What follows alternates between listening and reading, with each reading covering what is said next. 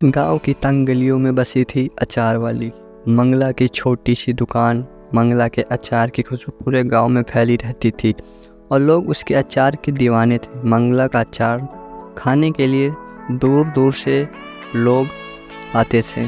वह अचार बनाती भी बहुत प्यार से थी और उसकी खासियत थी कि वह हमेशा ताज़े और अच्छे मसाले ही इस्तेमाल करती थी। एक दिन मंगला की दुकान पर एक व्यापारी आया। व्यापारी बहुत ही अमीर और चतुर था।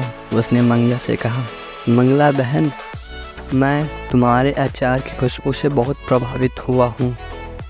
मैं चाहता हूँ कि तुम मेरे लिए बहुत सारे अचार बनाओ। मैं उन्हें शहर में बेचूंगा और हम दोनों का अच्छा मुनाफा होगा। मंगला ने सोचा, अगर मेरा अचार शहर में बिकेगा तो मेरी आमदनी भी बढ़ेगी। मंगला ने व्यापारी की बात मान ली और उसके लिए अचार बनाने का वादा किया।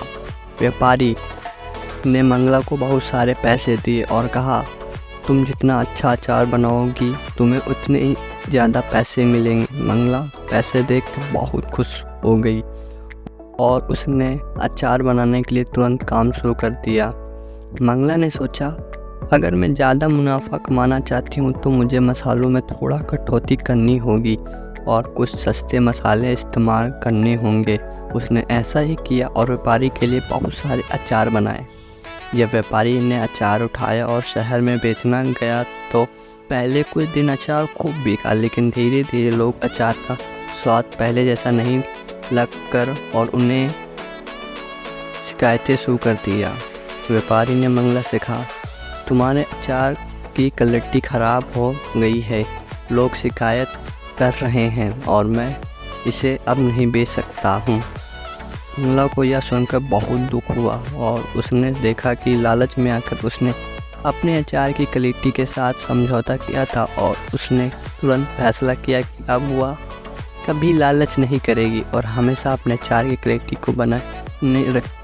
मंगला ने पुराने ताज़े मसाले का इस्तेमाल करते हुए फिर से अचार बनाना शुरू कर दिया। धीरे धीरे लोग का विश्वास फिर से लौट आया और उसकी दुकान पर भीड़ फिर से लगने लगी। मंगला ने सीखा कि सच्चाई और ईमानदारी से कमाया हुआ पैसा ही टिकता है। लालच में आकर अपने काम की गुणवत्ता के साथ समझौता करना और हमेशा नुकसानदायक होता है। अब मंगला हमेशा यही करती थी।